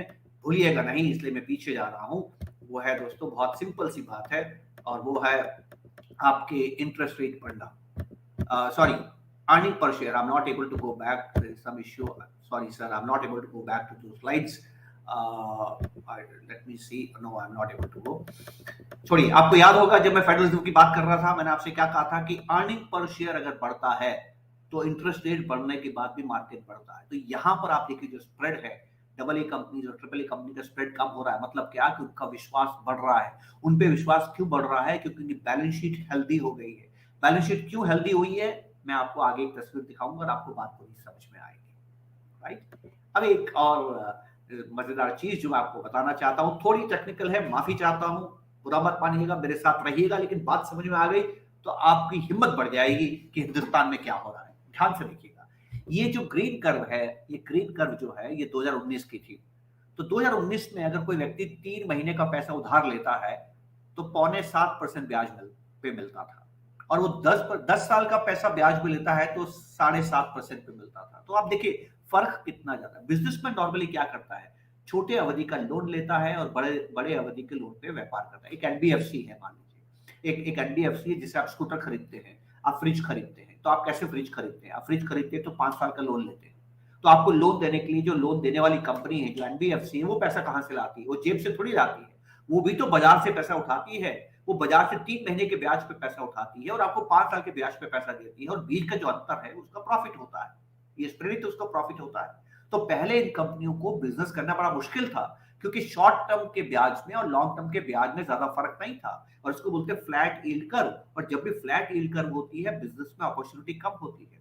अब आप देखिए क्या है, 1/1/2022 को ये 3.59 हो गया शॉर्ट टर्म का ब्याज दर, 6% से गिर के 3% हो गया, और लॉन्ग टर्म का 6.25% हो गया। मजेदार बात क्या है कि अब एनबीएफसी जो पैसा कर्ज पे ले रही है उसको आधी कीमत पे मिल रहा है, 3% पे मिल रहा है, लेकिन आगे जो ब्याज पे पैसा दे रही है उसमें 6.25% ब्याज मिल रहा है, तो उसका प्रॉफिट बढ़ सकता है और बढ़ता है, उसका बिजनेस अच्छा करता है। तो ये अपवर्ड स्लोपिंग जब हो जाता है, जब शॉर्ट टर्म और लॉन्ग टर्म इंटरेस्ट रेट में फर्क ज्यादा होता है, उस वक्त बिजनेसेस को कमाई ज्यादा होती है, और वो तेजी का सूचक होता है, वो तेजी का सिंबल होता है। अब आप देखिए कि यूक्रेन वॉर की वजह से 29/3 की जो यील्ड कर्व है वो ऊपर चली गई है, मतलब कि ब्याज दरें बढ़ गई हैं, लेकिन अभी भी शॉर्ट टर्म पे वो 4% के आसपास है, लॉन्ग टर्म में 7% के आसपास है, 3% का फर्क बरकरार है। उसकी जो शेप है, जो अंतर है, दोनों में बरकरार है। ये सबसे इंटरेस्टिंग स्लाइड है जो मैंने आपको दिखाई है। स्लाइड आपको बताती है कि जब तक आपके पास अपवर्ड स्लोपिंग यील्ड कर्व है, वो आपको बिजनेस में कॉन्फिडेंस को बताती है, और ये बिजनेस का यही कॉन्फिडेंस इस गिरती हुई स्प्रेड को बताता है, जो मैंने कहा था कि आज डबल ए व्यापारी और ट्रिपल ए व्यापारी को कम ब्याज पे पैसा देने के लिए जनता तैयार है। क्यों तैयार है? क्योंकि उसका बिजनेस अच्छा कर रहा है, उस पर विश्वास लौट के आया। ये वही हिंदुस्तान है जहां 2018 और 19 में कंपनियां डिफॉल्ट कर रही थी और हम घबरा रहे थे। अब आखिरी चीज, इसी इंटरेस्ट रेट्स को समझने के लिए दशा और दिशा की बात कर रहा हूं, ध्यान से आप समझिएगा। बहुत से लोग आपको कहते हैं कि अमेरिका में इंटरेस्ट रेट बढ़ेंगे तो हिंदुस्तान में भी इंटरेस्ट रेट बढ़ने पड़ेंगे। आपने आज सुन लिया, क्रेडिट पॉलिसी आपने कल सुन ली। क्रेडिट पॉलिसीज में आरबीआई ने साफ साफ कहा कि अभी वो अकोमोडेटिव स्टैंड को रखेंगे, जबकि अमेरिका 0.5% ब्याज दरें बढ़ा चुका है, उसका जिक्र इन्होंने नहीं किया। क्यों नहीं किया, इस बात को आप समझ लीजिए। इंडिया के अंदर इस वक्त जो 10 साल का यील्ड है वो 7.1 है। इंडिया में जो महंगाई है वो 6% है, महंगाई 6%, बॉन्ड यील्ड 7%, 1% का रियल इंटरेस्ट रेट है, राइट। यूएस में जो यील्ड है, जिसको इंटरेस्ट रेट भी आप बोल सकते हैं, वो 3.25% है, महंगाई 8% के आसपास है, जो रियल रिटर्न है वो -5% है। तो दोनों में अंतर कितना हो गया? 6.26%। जब तक ये अंतर 6.26% है, तब तक इंडिया को डरने की जरूरत नहीं है। हिस्टोरिकली हाईएस्ट है, और हिस्टोरिकली हाईएस्ट होने का मतलब ये है कि आधा 1% इंटरेस्ट रेट अमेरिका में बढ़ने के बाद भी, आधा 1% यील्ड अमेरिका में बढ़ने के बाद भी, रुपया और डॉलर के बीच का जो रियल रिटर्न है वो गैप 5% रहता है, 4% रहता है। और जब तक ये 4-5% का अंतर रहता है, तब तक हमारे ऊपर ब्याज दर बढ़ाने का दबाव नहीं आता है। This is what friends very interesting we need to understand. एक और बात मैं आपको बताना चाहता हूं, why our rupee so resilient. भले ही आपके यहां से विदेशों ने $17 बिलियन पैसा निकाल लिया हो, एफपीआई ने निकाल लिया हो, लेकिन एफडीआई में पैसा लगातार आ रहा है। तो दोस्तों, केवल एफडीआई को मत देखिए, एफडीआई को भी देखिए, जो लॉन्ग टर्म पैसा है। लॉन्ग टर्म पैसा जो इंडिया में है वो लगातार बढ़ता जा रहा है।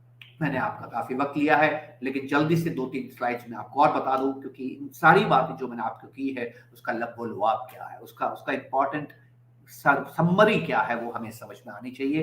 Now friends, look at this. This is the chart. Why Indians have not reacted, Indian markets have not reacted the way they have reacted in 2013.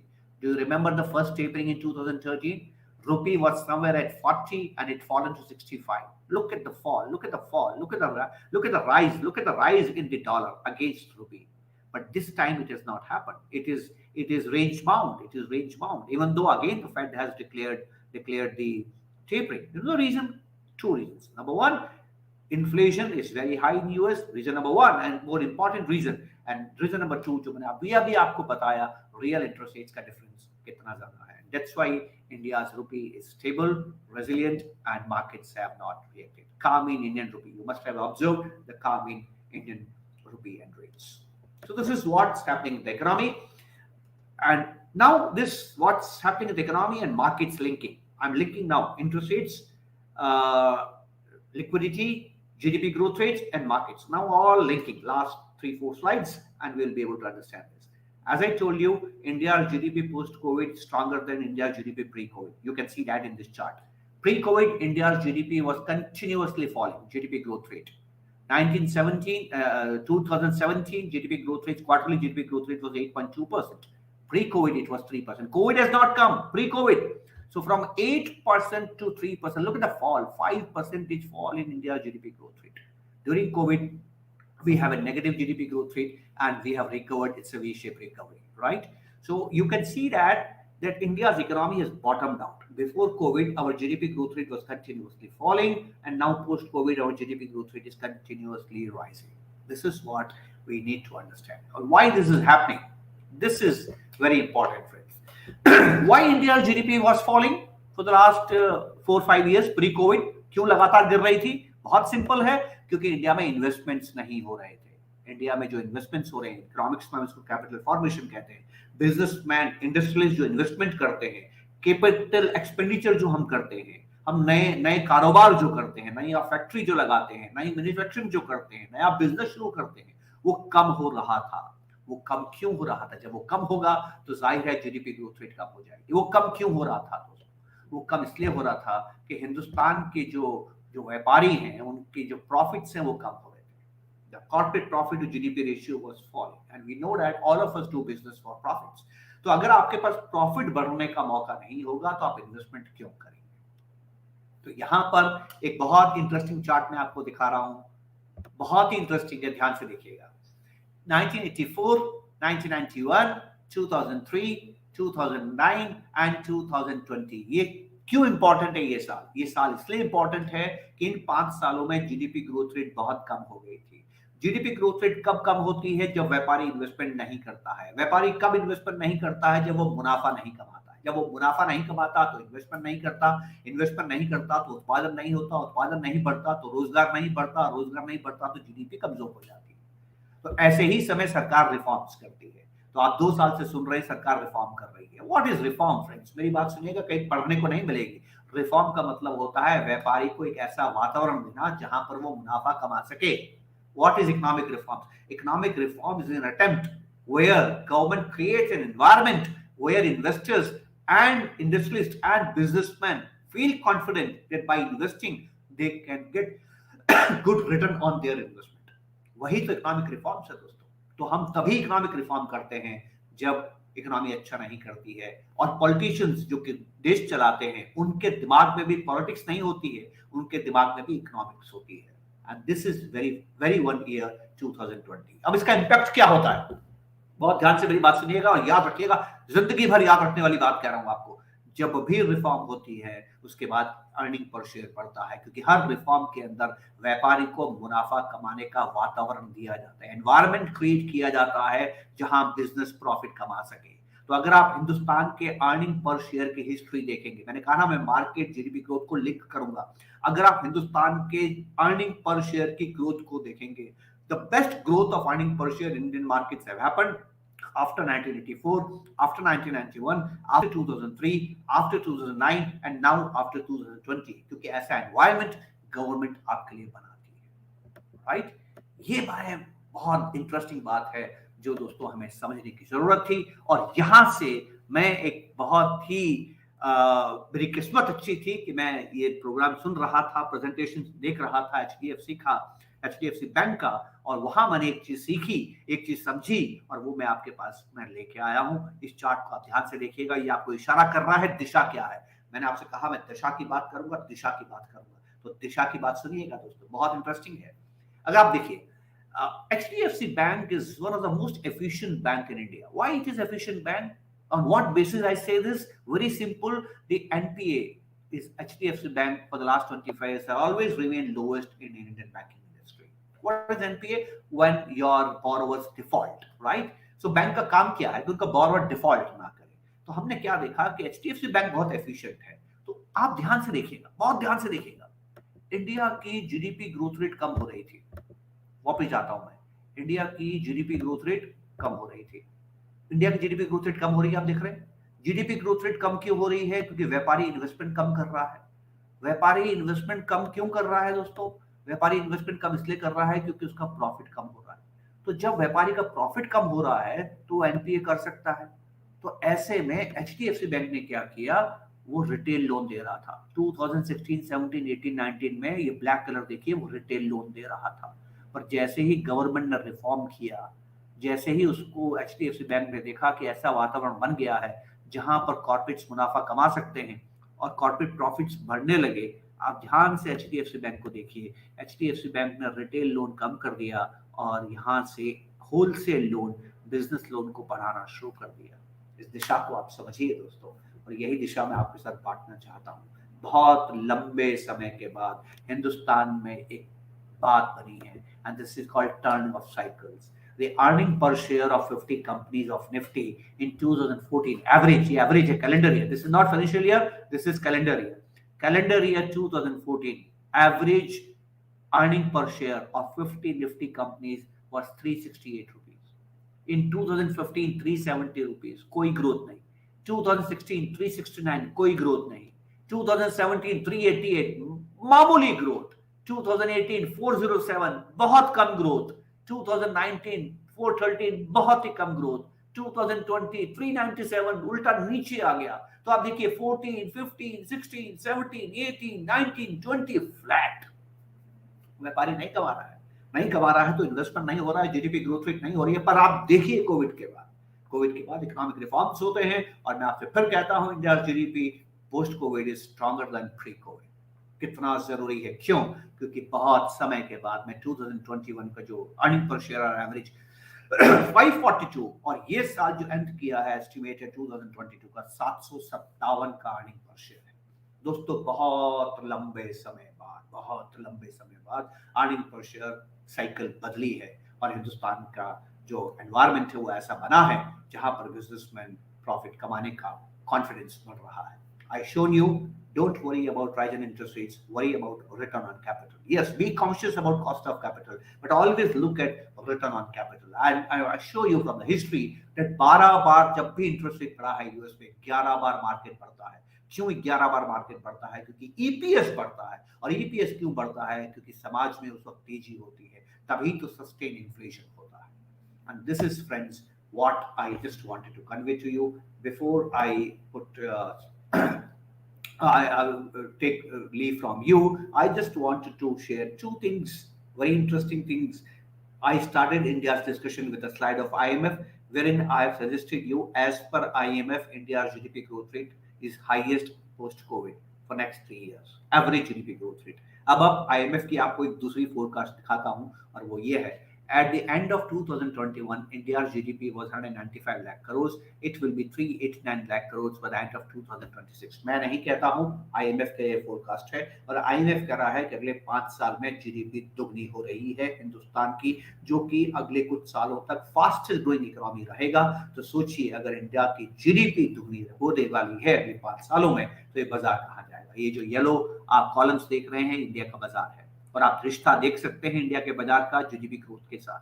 तो अगर इंडिया की जीडीपी ग्रोथ रेट अगले 5 साल में दुगनी होती है तो where the markets will be and what's happening in EPS. दो ही चीजें तो बाजार देखता है, जीडीपी ग्रोथ क्या है और मुनाफे में ईपीएस में ग्रोथ क्या है. तो ईपीएस ग्रोथ आपको बहुत लंबे समय बाद मिल रही है on the strength of economic reforms. ऐसे में आप तय कीजिए कि आपको अपना एसेट एलोकेशन करते हुए इन्वेस्टमेंट में इन्वेस्टेड रहना है.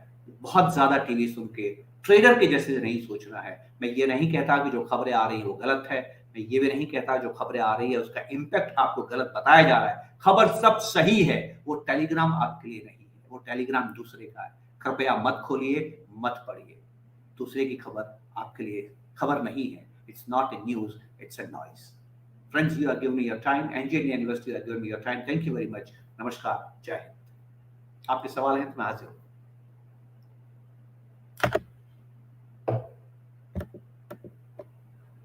एक बात आपको बता दूं कि FPIs have started turning positive after a long time. अप्रैल में पॉजिटिव FPIs वापस पॉजिटिव हो गए, जो बहुत तेजी से निकाल रहे थे. Now they are positive. With this good note, I want to end my talk. Okay, so आपने आपके presentation में आज, we have covered too many topics. Perhaps it is a little tough to digest too many things and too much data in a single hour. I mean. So what I've tried to do is जितने भी सवाल आए हुए हैं उसमें मेरा काम है वो पूछना आपने बहुत सारे क्वेश्चंस को कनेक्ट करते हुए आंसर देने की कोशिश की है, बट फिर भी मैंने कुछ क्वेश्चन शॉर्टलिस्ट करने की कोशिश की है जो मैं एक एक करके आपको पूछता हूँ. तो एक पहला क्वेश्चन ये है कि जो आपने एक जिक्र किया FIIs का, you spoke about FIIs, why they withdraw money, and you also spoke about the amounts, the volume of amounts that they redeemed, and still the markets are growing because more than the money which has gone out of the system through FIIs, we as Indians have invested, and that's the reason why the market has not suffered a setback.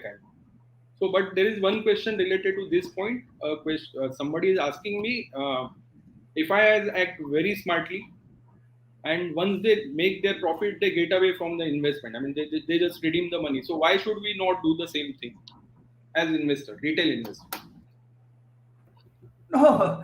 First of all, I'll not say that they act smartly, right? It's only a hindsight bias, right? Yeah, I think this time they have not acted smartly, right?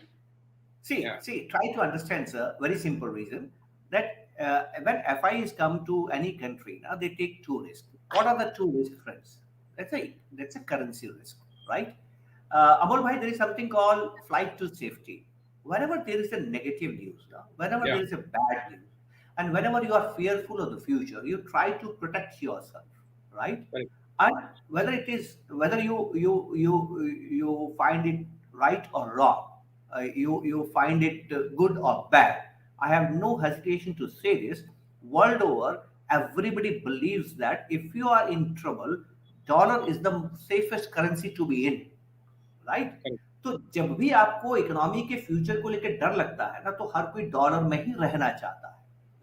Now, understand one thing. I have invested in emerging markets. I have come out of US. I have invested in Africa. I have invested in Latin America. I have invested in China. I have invested in India. What I see that among all these countries, everywhere I am in loss. This is the only place I am in profit. In India, Where they will book profit? yeah, Where they will book profit? They will book profit only in India. Number one. But look at this. April now they are positive. Amol भाई ध्यान से सुनिएगा. पैसा कहां से निकाला है? India से. और जैसे ही उनको फ्लाइट टू रिस्क खत्म हो जाएगा, जैसे ही उनको लगेगा कि चीजें अब ठीक हैं और मुझे वापस बाहर जाना है, तो जहां पहले से पैसा निकाला नहीं वहां तो डाल ही नहीं सकते. कहां डालेंगे? जहां से उन्होंने पैसा निकाला. correct. They never act smart. Don't say that they act smart. Rather, they are destined to invest in India. Correct. इसका So एग्जांपल मैं आपको देता हूं. जब correct, से वो आएंगे इंडिया में ना, उनका इन्वेस्टमेंट बढ़ रहा है, कम नहीं होता है. right. So how would you connect these both things? I mean, FII is an entirely different entity. For a retail investor like me, let's say, or somebody who has asked this question, They depend on us. They depend on us. I've shown you two charts. I've shown you the chart of FDI, which is long-term money. There is yeah, no fall in FDI. yeah, FDI is continuously falling, continuously rising. It's only FPI where there was a fall. So it's a so there is, temporary fall. It's correct. a market call, and they will come back. So as a And retail history suggests, investor, Amol, why history suggests one thing. What is acting smart? Acting smart is whenever FI has withdrawn, they have given you wonderful opportunity. That's to invest, called acting smart. correct. Right? So we don't need to replicate what they are trying to do because they are from somewhere else. We are from here. We need more conviction about what is happening right in front of us, and we should stay invested. That is what I'm taking from you as an answer. I mean, We have a liberty to look at only economy and markets. They yeah, are pressure. of course, They have pressure to look at currency as well.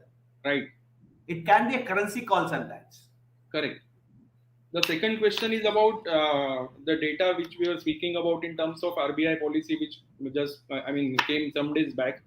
So the reverse repo rates are the same, but they also have shifted their focus from growth to controlling inflation. That is what we were speaking. I mean, right now, Yeah. right? तो inflation को उन्होंने revise करके upward एक scenario बताने की कोशिश की है दैट द इन्फ्लेशन में rise and GDP growth rate थोड़ा सा लोअर एस्टिमेटिक उन्होंने दिया हुआ है.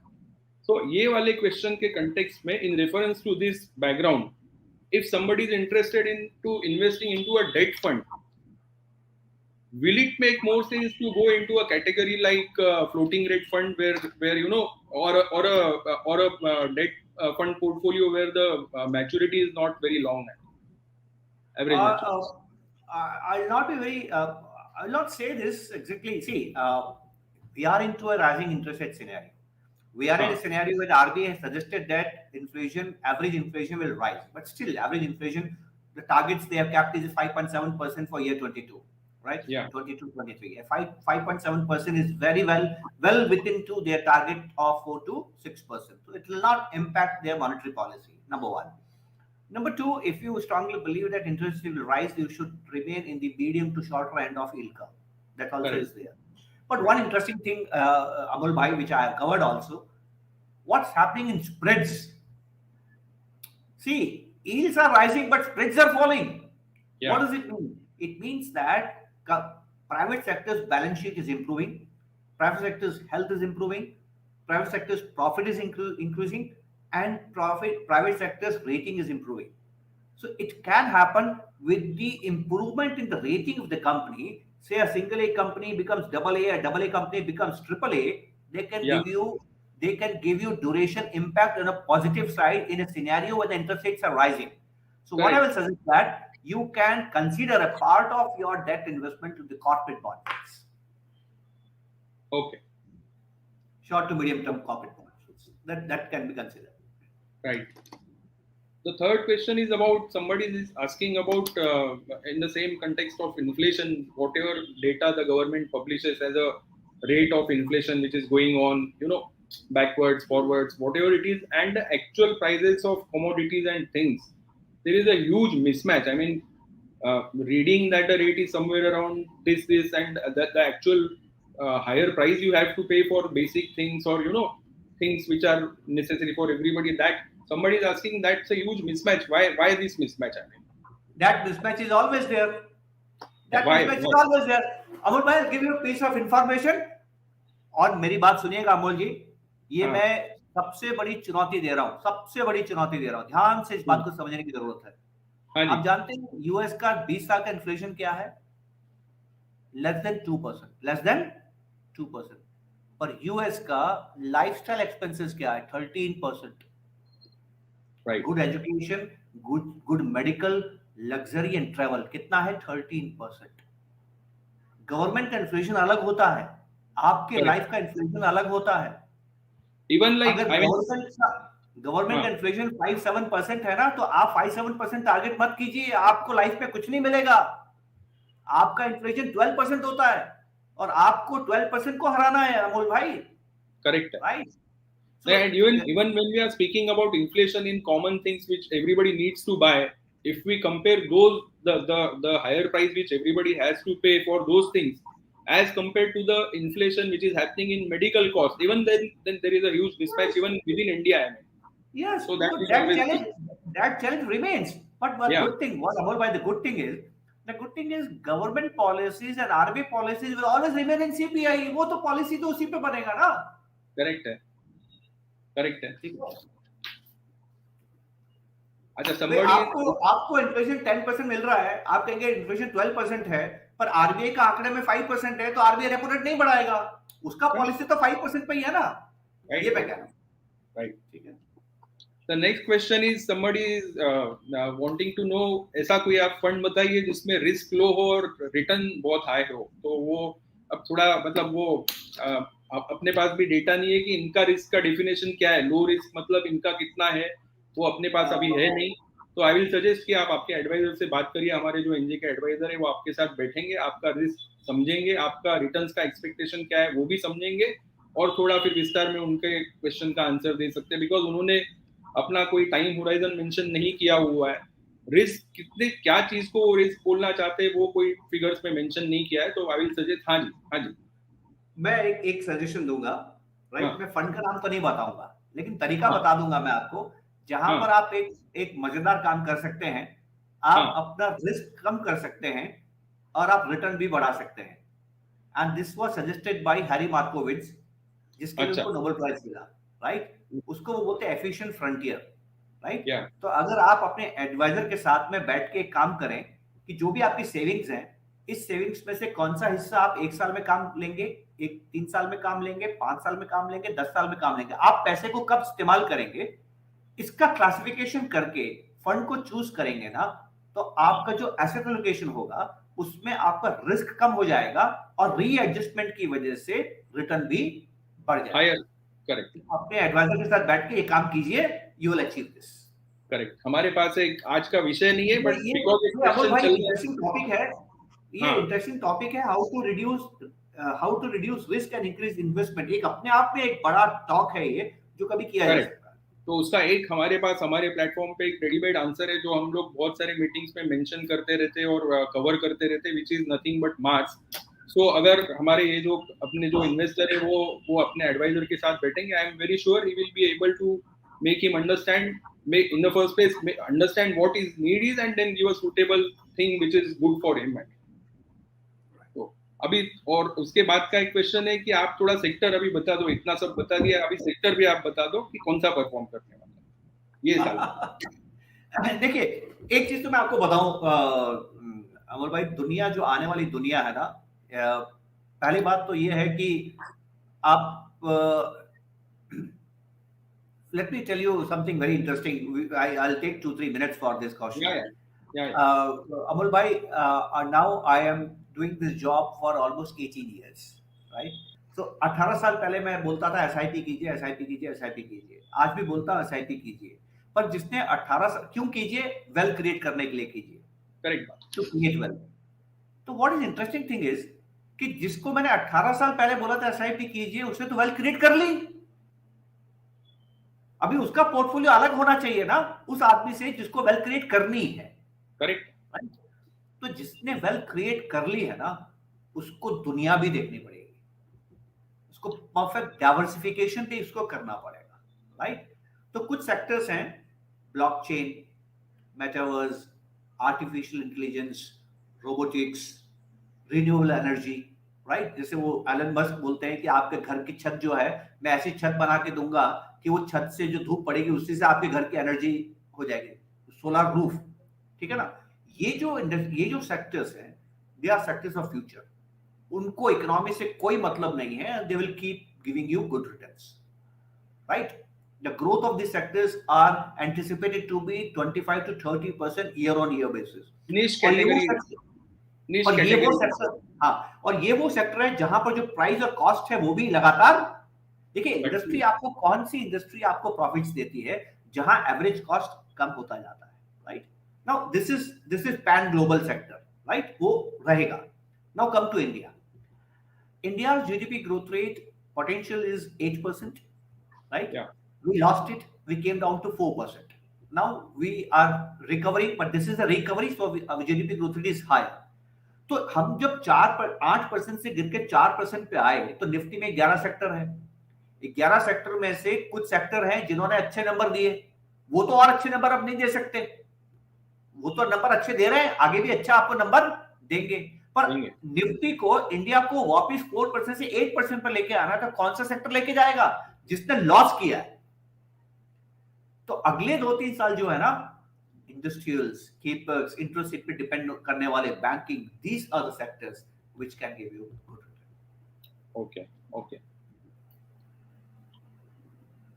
उसके बाद एक सेकंड लास्ट क्वेश्चन है, उसके बाद मैं मेरा आखिरी क्वेश्चन पूछूंगा। एक है कि ये आपसे आंसर चाहते हैं, मैं बता सकता हूँ बट फिर भी आप बताओगे ज्यादा अच्छा है, कि सब लोग जो मिलने आते हैं एडवाइजर्स, वो एवरीबडी सेज कि आप इन्वेस्ट करो, एसआईपी करो, लमसम व्हाटएवर, बट कोई आके खुद ऐसा बोलता नहीं, जो अभी आपने प्रीवियस क्वेश्चन में आंसर दिया कि किसी को मैंने 18 साल पहले बोला था एसआईपी शुरू करने के लिए, वेल्थ क्रिएशन के लिए, ठीक है? वेल्थ क्रिएट हो गया तो शायद अभी वो वेल्थ मैनेजमेंट या एक अलग ही चीज कोई उनको चाहिए है। वेल्थ क्रिएशन तो डेफिनेटली हो चुका है। तो एक सिंपल क्वेश्चन इनका ये है कि सब लोग अलग अलग टाइम फ्रेम में आके मिलते हैं, बट इतना ही बोलते हैं कि आप इन्वेस्ट करते रहो या तो एसआईपी की अमाउंट बढ़ाते रहो। कोई ऐसा नहीं आके बोलता है कि अभी आप पैसा निकाल। तो मुझे लगता है कि अगर गोल मैपिंग किया हो और दोनों की प्रॉपर बात हुई हो और गोल अचीव हो गया हो, तो बिल्कुल बाकायदा पैसा निकालना चाहिए। कोई उसमें, that is my answer to his question. I mean, फिर कोई इशू नहीं है। जिस पर्पज से किया था investment, we at NJ believe कि आपके पास पैसा है वो एक चीज है, बट अगर आप वो पैसा इन्वेस्ट करने वाले हो तो आपको बहुत बहुत क्लैरिटी होना जरूरी है कि इसका पर्पज क्या है इन्वेस्टमेंट का। और फिर अगर वो पर्पस या ऑब्जेक्टिव अचीव हो चुका है और उसके बाद अगर आप पैसा निकाल रहे हो तो बिल्कुल कोई उसमें कोई इशू ही नहीं है। Now what happens, Amol ji, देखिए, हाँ assume करें कि you start a journey, हाँ you are from Ahmedabad and you have gone to Vadodara, assume that, correct right? The distance of 110 kilometers, right? And you visited your friend's place in Ahmedabad and you're returning back to your home. So when you will start from Ahmedabad, na, you have your car is a vehicle you're using, and the sooner you reach highway, na, you scale the speed of 80, 90, 100 kilometers an hour. It's an expressway, तो आप 90-100 kilometre पे गाड़ी चलाते हैं। क्यों चलाते हैं? क्योंकि वडोदरा अभी 100 किलोमीटर दूर है, राइट? आपको पहुंचना क्या है? वडोदरा में अपने घर पहुंचना है, ठीक है? और आप 100 किलोमीटर, 90 किलोमीटर, 80 किलोमीटर पे गाड़ी चलाते हैं। फिर वडोदरा आ गया, अभी आपका घर 15 किलोमीटर दूर है। आप देखेंगे आपकी गाड़ी का स्पीड अपने आप कम हो जाता है, वो 80 रहता ही नहीं है, वो 60 हो जाएगा। करेक्ट। आप बीजी मार्केट में आ गए, स्पीड आपका 40 हो जाता है। आप घर की गली में आ गए, स्पीड 10 हो जाता है। आप घर आ गए, जीरो कब होता है? जब आप घर आते हैं तब जीरो होता है। सही बात। ठीक है, तो मैंने आपको एसआईपी करने के लिए बोला, 15 साल का एसआईपी करने के लिए बोला, 20 साल का एसआईपी करने के लिए बोला। इसका मतलब क्या है? इसका एसआईपी या लमसम जो भी है, इसका मतलब क्या है? 2020 में आपने 10 साल के लिए पैसा डाला, हाँ मैं बोलूंगा 10 साल का पैसा है। 2023 में वो 9 साल रह गया, 2025 में वो 7 साल रह गया, 2028 में वो 4 साल रह गया, 2031 में वो 1 साल रह गया। तो जैसे ही वो 1-3 साल में आ गया तो वो डेट में आना शुरू हो गया। आपको विड्रॉल करना, आपकी कार की स्पीड आप कम करते हैं ना, डेस्टिनेशन जैसे पास में आता है। तो वैसे आपने 100 रुपया 2022 में डाला है ना, तो 2029 में 100 में से आपने 50 रुपया निकाल दिया, 2030 में से आपने 30 रुपया निकाल दिया, 2031 में आपने 10 रुपया निकाल दिया, और 2032 में पूरा पैसा निकाला। इसमें बताने का जरूरत नहीं है। It's not point two point, it's a continuous revolving process, जो कि जैसे जैसे आपका डेस्टिनेशन पास में आता है वैसे वैसे आपके विड्रॉल्स शुरू हो जाते हैं। विड्रॉल्स के बहुत सारे तरीके हैं, विड्रॉल्स की बहुत सारे अलग अलग लोगों की अलग अलग प्रकार की जरूरत होती है। किसी को मंथली होता है, किसी को क्वार्टरली होता है। So everybody is different in terms of क्या फ्रीक्वेंसी पे पैसा चाहिए, जो इन्वेस्टमेंट या वेल्थ क्रिएट हो चुका है उसमें से। तो वो हर एक चीज का सॉल्यूशन हमारे यहाँ पे है। अगर you know if they try and meet our advisors और they call them, solution is already available. I mean in terms of starting to withdraw the money. Out of my experience, मैं बहुत interesting बोल रहा हूँ, हाथ जोड़ के बोल रहा हूँ। आप पैसा कब निकालेंगे, you decide at the time of investment. Number one, yes, it should be predetermined. Number two, it means that it should be predetermined, और मार्केट को देख के कभी नहीं निकालेंगे। वो रिएक्शन है, वो रिएक्शन है। Don't be reactionary, it should be predetermined. अगर आप वो नहीं करेंगे तो अभिमन्यु बन जाएंगे। चक्रव्यूह में जाने से पहले चक्रव्यूह में से कैसे निकलना है आपने पहले तय नक्की किया है, पहले नक्की किया है। करेक्ट, अभिमन्यु नहीं बनना है। सही बात है। अभी सबसे आखिरी सवाल, और जो आजकल फ्लेवर है और यू नो बहुत सारी चीजें उसकी इर्द गिर्द हो रही है, क्रिप्टो करेंसी पे आपका क्या ओपिनियन है और क्या करना चाहिए? ये मेरा लास्ट क्वेश्चन है। See, I'll not be able to say much about cryptocurrency, Amolji, because I myself have not spent much time to understand this for a very simple reason.